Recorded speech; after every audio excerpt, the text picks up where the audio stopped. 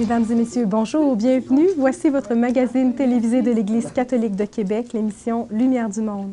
Mon nom est sœur Marie-Lou Bernier. Je suis en compagnie de Jasmin Lemieux-Lefebvre. Bonjour, sœur Marie-Lou. Aujourd'hui, nous nous retrouvons dans les locaux de la librairie Médiapol, au cœur des services diocésains à Québec, parce que voici cette nouvelle mouture de Pastoral Québec, une toute nouvelle image visuelle. En cette édition de février 2011, on a rencontré les artisans de cette publication diocésaine. On a bien hâte de vous les présenter. Aussi à l'émission, la suite du témoignage d'Éric Montembeault, qui nous partage son engagement après sa rencontre avec le Christ. Donc, on en saura plus dans quelques instants. Mais on débute avec le 2 février dernier. Tu sais, Jasmin, c'est la Journée mondiale de la vie consacrée. Donc, ici aussi, dans l'Église de Québec, nous avons eu une célébration spéciale. Une belle fête dans l'Église des Saints-Martyrs canadiens. Et tu as pu souligner cette fête d'une façon toute spéciale cette année. Oui, c'est la première fois où, comme consacrée, j'ai pu, unie à toute l'Assemblée d'ailleurs, renouveler mes vœux. Donc, un beau moment. Le reportage qui suit vous présente des extraits de la conférence de Monseigneur Lacroix, qui était l'invité, aussi des extraits de son homélie et des témoignages recueillis sur place. Une très belle émission.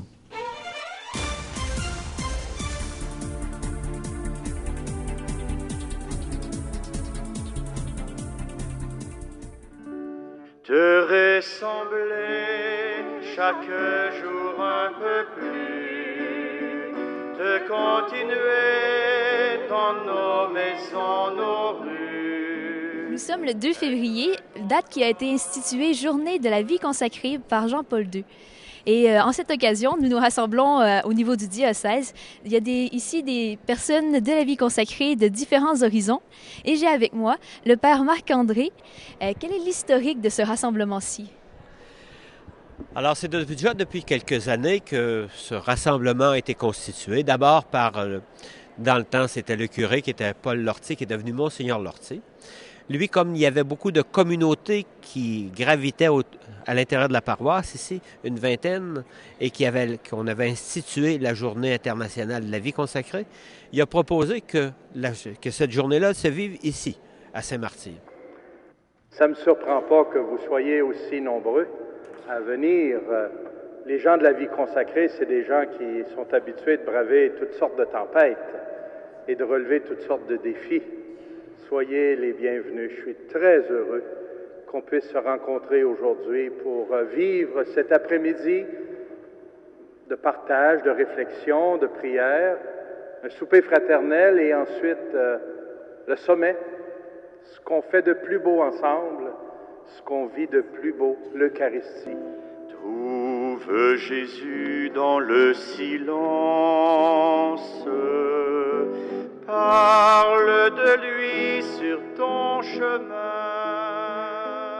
Croyez-vous qu'une journée comme celle-ci, au niveau du diocèse, ça a une importance au niveau de la vie consacrée? Oui, parce qu'on fait toute partie de la grande famille diocésaine, comme Monseigneur nous a invités. Et le témoignage de notre charité, de tous nos services discrets, de tout le bénévolat des religieux et des religieuses dans le diocèse, c'est des forces vives, ça. Alors, le vivre ensemble, se rassembler pour prier et réfléchir là-dessus, moi, je dis que ce sont des vitamines apostoliques. Disons que c'est très intéressant pour nous d'avoir justement un rassemblement comme ça, parce qu'on est, la plupart du temps, on est seul, on est isolé dans Charlevoix, on est loin. Alors, c'est très intéressant pour nous de pouvoir partager avec d'autres cette expérience de la vie consacrée, comment eux le vivent, comment nous on le vit. Ce que je trouve extraordinaire, c'est que ça nous permet de nous connaître dans différentes manières de vivre, de charisme, donc de la vie consacrée. Il y a des instituts qui sont plus anciens. Nous, on est un petit peu plus récents, on est des plus jeunes. Et ce que je vois, moi, c'est des exemples, des modèles à suivre, des personnes qui ont plus d'expérience et qui m'incitent à être fidèle, moi aussi, à mon tour, à la suite de Jésus. Aujourd'hui, ça me donne comme un feu nouveau. Dans une vocation où je suis tellement bien, tellement à l'aise, tellement heureuse, mais ça me donne comme un feu nouveau pour me relancer en m'invitant à me reposer tout le temps la question, est-ce que tu ressembles assez à Jésus-Christ? Te ressembler chaque jour un peu plus, te continuer Le thème de la journée d'aujourd'hui, ça s'adresse au Seigneur, c'est la vie consacrée, te ressembler chaque jour un peu plus. Comment pensez-vous que c'est possible pour vous de concrétiser ce thème-là dans votre vie? Alors, notre charisme est centré sur l'adoration eucharistique, la vie de Jésus caché à Nazareth. Donc, c'est dans notre quotidien qu'on est en mesure d'assimiler la présence de Jésus et d'être de plus en plus ressemblant avec lui. Donc, par nos actions, par notre relation de communauté, fraternelle ensemble, de plus en plus Jésus devient réel en nous et de plus en plus on lui ressemble. Comme Jésus était un séculier lui-même, il n'était pas prêtre, il n'était pas... c'est le consacré par excellence, mais il n'était pas dans une structure de consécration. Comme moi, j'ai consacré ma vie, mais comme témoin, puis comme un petit peu pour construire avec mes frères et sœurs dans la vie ordinaire, travailler dans la société pour la rendre plus selon les vues de Dieu avec les autres. Alors, moi, je veux ressembler davantage à Jésus-Christ pour, à travers moi, le rendre crédible, désirable, montrer comment il est bon, puis que c'est le bonheur de l'homme qui veut. Je pense qu'il y a différentes manières de le faire, mais moi, la manière qui me touche un peu plus particulièrement, c'est de le vivre dans ce désir de la petitesse, d'être serviteur, d'être au service de mes frères et sœurs, d'être au service de l'Église, d'être au service de ce que le Seigneur met sur ma route. Donc, je pense que c'est la manière que mon cœur me dit de suivre pour vivre cet idéal-là. Bien, c'est de retourner, je dirais, à la fraîcheur de l'Évangile, en regardant le Seigneur, ce qu'il faisait sur les routes de Galilée, de Judée, écouter les gens, les aimer, leur apprendre avec eux à aimer et à partager, et avoir un amour, je dirais, privilégié pour les pauvres, les malades, les petits. Nous autres, ce qui nous rassemble, c'est notre raison d'être, c'est notre engagement à Jésus-Christ comme religieux. Donc, notre objectif, c'est de suivre Jésus-Christ. Donc, c'est de se faire plus proche, plus intime, un peu plus d'être de meilleurs disciples de Jésus-Christ. Et c'est un peu la raison d'être du thème qui a été abordé aujourd'hui. Dans la vie de prière, je crois que de perdre beaucoup de temps avec le bon Dieu pour lui ressembler, pour se laisser, je dirais, transformer par lui. Et aussi dans, bien sûr, la méditation de l'Évangile, dans le fond, qui nous amène à développer vraiment des attitudes évangéliques, des façons d'être qui lui ressemblent le plus possible. Pour notre institut, nous, c'est particulièrement auprès des jeunes. Alors, plutôt ceux qui sont laissés pour compte ou qui vivent des souffrances au niveau familial ou personnel à cause d'une faible estime d'eux-mêmes. Alors, ça sera de leur offrir du temps d'écoute et de vivre des projets avec eux, les soutenir, les encourager à persévérer. Être le visage de Jésus-Christ dans le monde. Merci beaucoup, frère Jasmin, frère Dominique.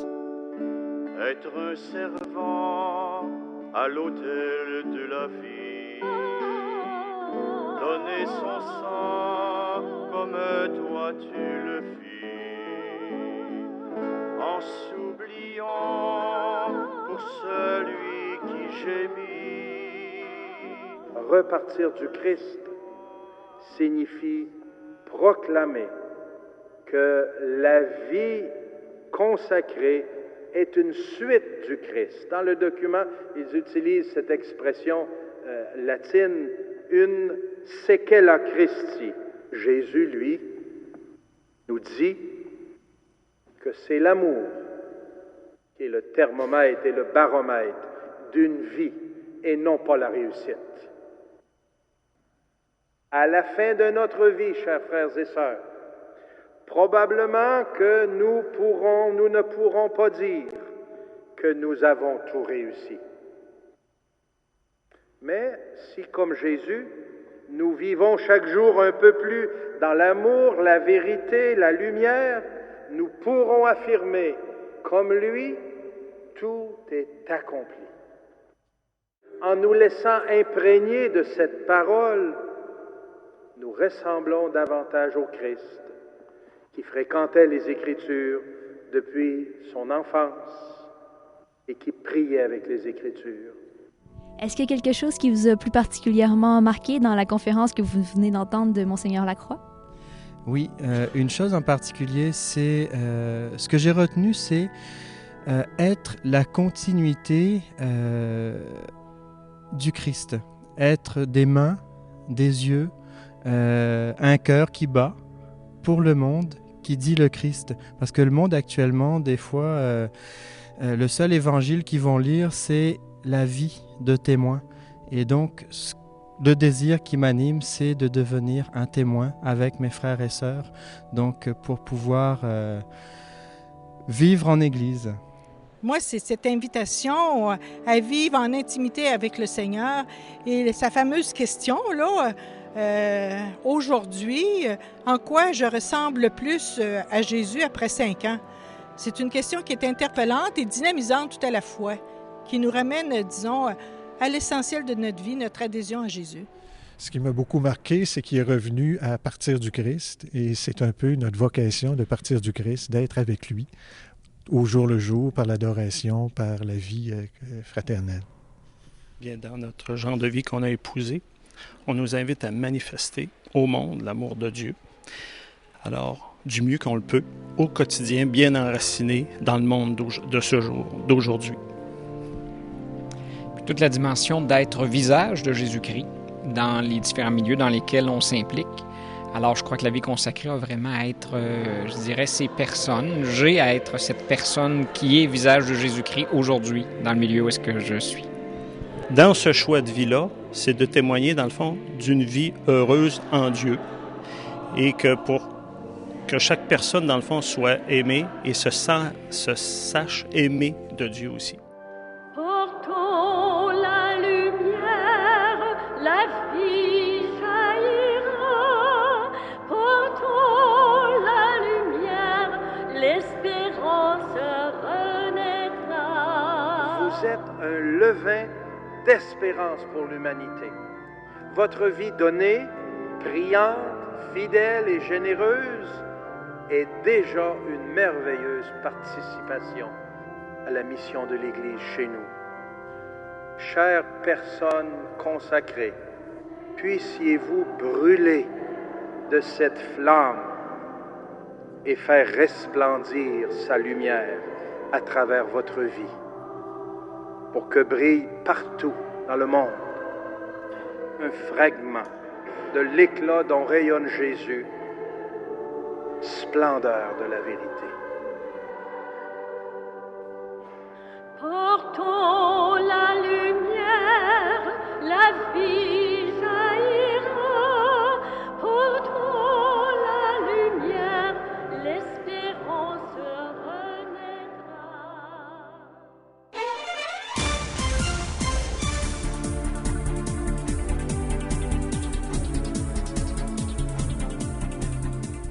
Bonjour. Cette semaine, nous continuons notre rencontre avec Éric Montembeault. Bonjour. Bonjour. La semaine dernière, vous nous avez partagé votre cheminement de jeunesse qui vous a amené à une conversion profonde, à une rencontre avec le Christ qui a changé votre vie et qui s'est aussi ouvert sur des nouveaux projets.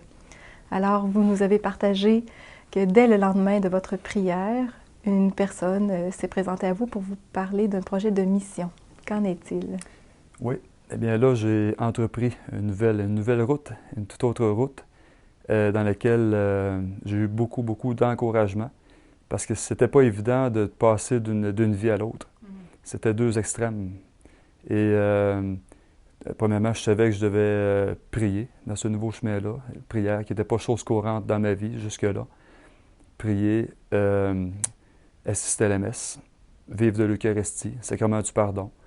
Je savais qu'entreprendre un chemin missionnaire, ça consiste à avoir un cœur pur, un cœur rempli de partage. Alors, en n'ayant pas un cœur pur, c'est impossible de vivre cette mission-là comme Dieu le veut. Alors, j'ai eu 3 mois de formation à la communauté du désert à Victoriaville, avec l'abbé Gérard Marié, pour l'apprentissage de l'espagnol et des cours un petit peu sur la missiologie et tout. Après 3 mois, j'ai pris l'avion et je suis parti pour cette grande aventure. Alors, je voulais donner 6 mois, au moins 6 mois de ma vie au Seigneur. Si ça fonctionne bien, je continuerai. Sinon, rien m'empêche de retourner chez nous, sur le marché du travail et tout. Et c'est 6 mois qui m'ont conduit à finalement 3 années complètes de vie missionnaire. j'ai découvert le regard de Jésus, le Christ souffrant, à travers les pauvres de la rue, les grands malades, les personnes en phase terminale, des personnes d'une grande souffrance. Tellement souffrante que j'ai même vu des personnes vivre dans des égouts, nues dans des égouts, des personnes qui étaient entourées de vermine, proches des tas de déchets. Alors, c'est de la souffrance atroce qu'on ne peut pas s'imaginer tant qu'on n'a pas vu de nos yeux. Mais à travers ces gens-là, c'est Jésus que je voyais, tellement démuni que c'était... dans les premiers temps, c'était difficile pour moi de voir, essayer de découvrir Jésus dans ces gens-là.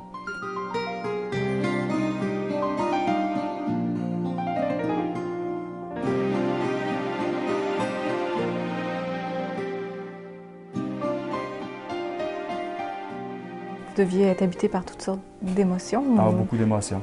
Toujours la question pourquoi Dieu, qui est si bon, laisse faire cette souffrance-là. Mais je demandais la grâce au Seigneur justement de me faire découvrir à lui, qu'il se fasse découvrir à moi plutôt, à travers ces gens-là. Et il m'a accordé cette grâce. Et un jour, je prenais soin d'une personne, âgée qui était paralysée. Et tous les matins, j'allais avec elle faire ses besoins et tout. Mais il y a un matin, j'ai manqué de patience. Je voulais pas manquer de patience, mais ce matin-là, je trouvais que c'était trop. Parce que tous les matins, ses besoins, c'était partout. Il fallait que je nettoie tout. Alors là, ce matin-là, intérieurement, là, j'en pouvais plus. Là, c'est là que je demandais au Seigneur, « Seigneur, ça fait longtemps que je te demande de te voir à travers les plus démunis. » Il me semble que là, c'est le temps, parce que je suis fatigué là, de nettoyer. Là. Et là, au moment même que j'ai prié, que j'ai demandé ça au Seigneur, la personne s'est levée la tête, m'a regardé, droit dans les yeux, et là, j'ai vu les larmes couler. Ça coulait. Et là, c'était plus ses larmes, et ni ses yeux que je voyais, c'était les larmes de Jésus qui me disaient merci pour ce que tu fais pour moi tous les matins.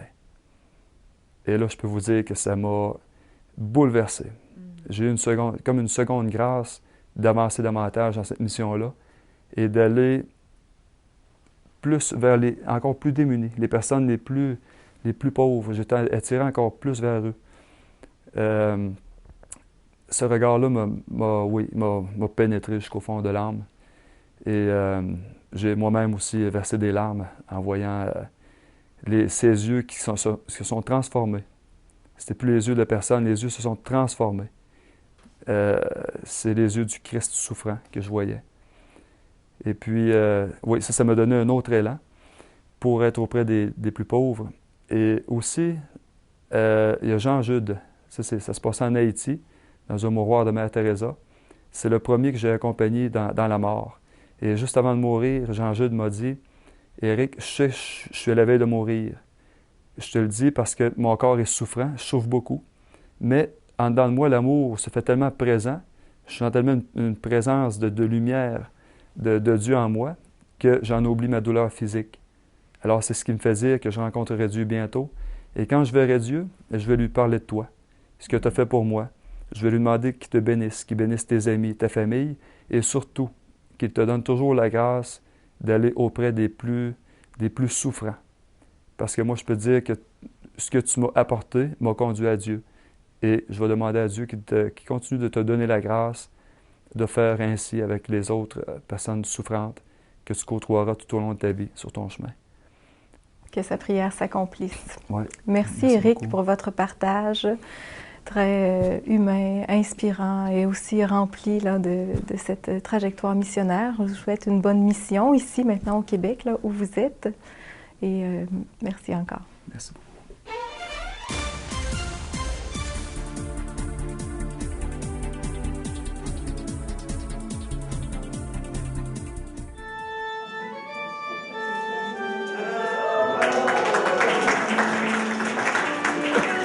Le Pastoral Québec, c'est un outil de communication diocésaine qui existe depuis combien d'années déjà?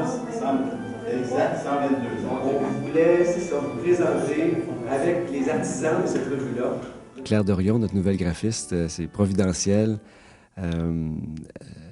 Tout son vécu son professionnalisme l'amenait à être tout à fait prête pour relever le défi de cette nouvelle maquette graphique de Pastoral Québec. Donc, c'est un grand plaisir pour notre équipe de travailler avec elle au cours des prochaines années. Vous pourrez la découvrir en page 2 du Pastoral Québec, une petite note avec photo de Claire.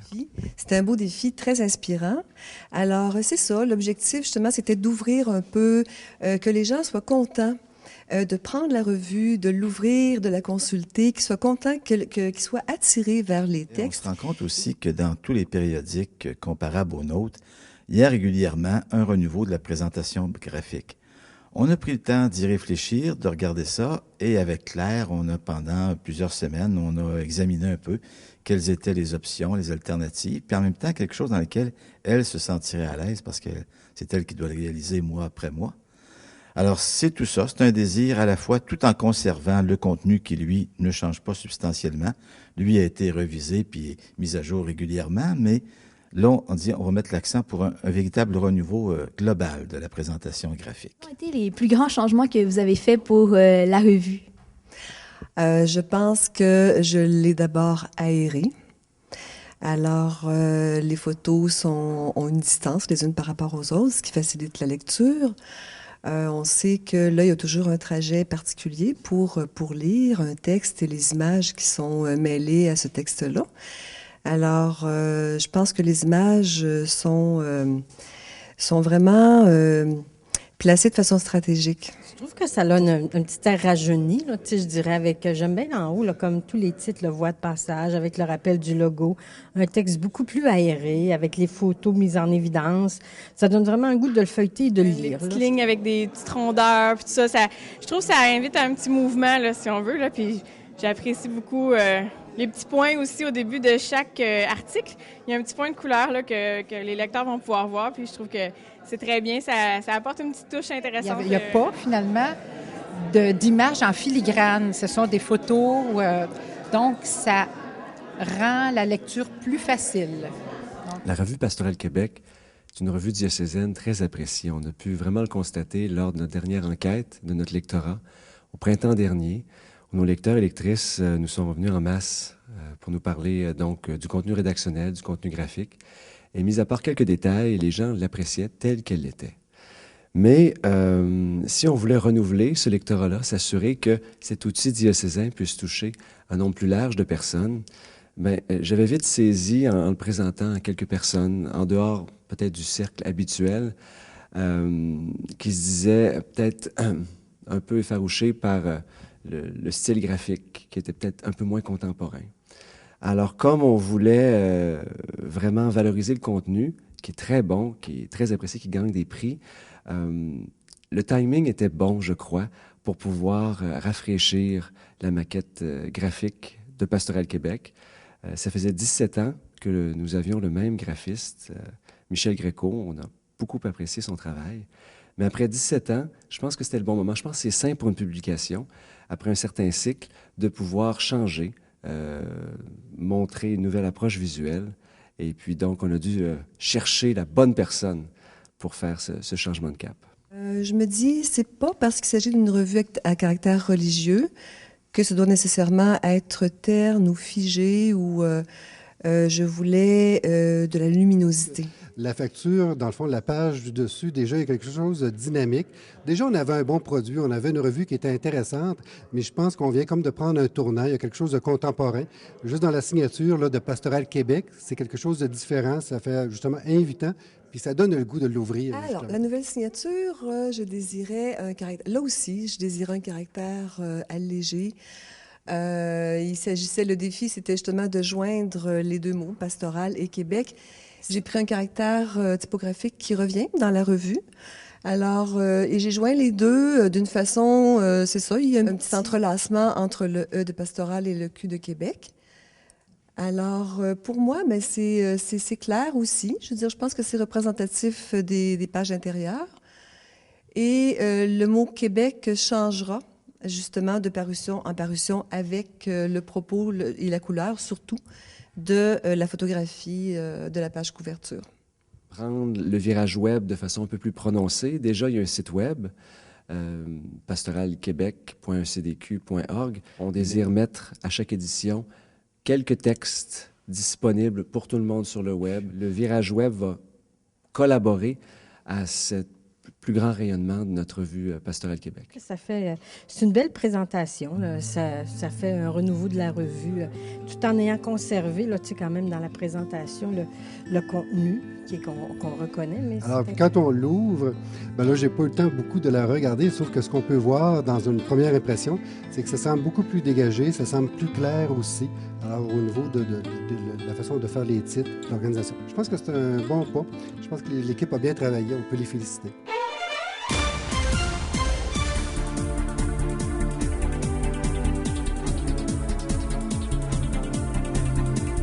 Vous êtes intéressé à lire cette revue Pastorale Québec, vous pouvez bien sûr vous y abonner. Toutes les informations sont sur le site web pastoralquebec.ecdq.org. C'est seulement 35 $ par année. Également, ici à la librairie Mediapol, vous pouvez vous les procurer de façon individuelle au coût de 3 $ chacune. Ça vaut vraiment la peine. Je remarque en feuilletant la revue une nouveauté, c'est aussi qu'on retrouve le logo ecdq.tv pour souligner les collaborations qu'il y a eu entre différentes entrevues qu'on retrouve format papier, mais c'est aussi possible de voir le reportage sur le site ecdq.tv. Absolument. Et je vois ici justement l'objet d'un reportage la semaine prochaine à notre émission, la rencontre avec M. Ridja de l'organisme Développement Épée. Également un reportage sur cette tournée régionale. Les responsables du diocèse sont passés un peu partout dans les différentes communautés de notre territoire diocésain pour parler de la santé de notre diocèse en ce début d'année 2011. Très intéressant. Et un retour sur cette montée à dos qui s'est déroulée le 12 février dernier. Alors, soyez des nôtres et à la semaine prochaine.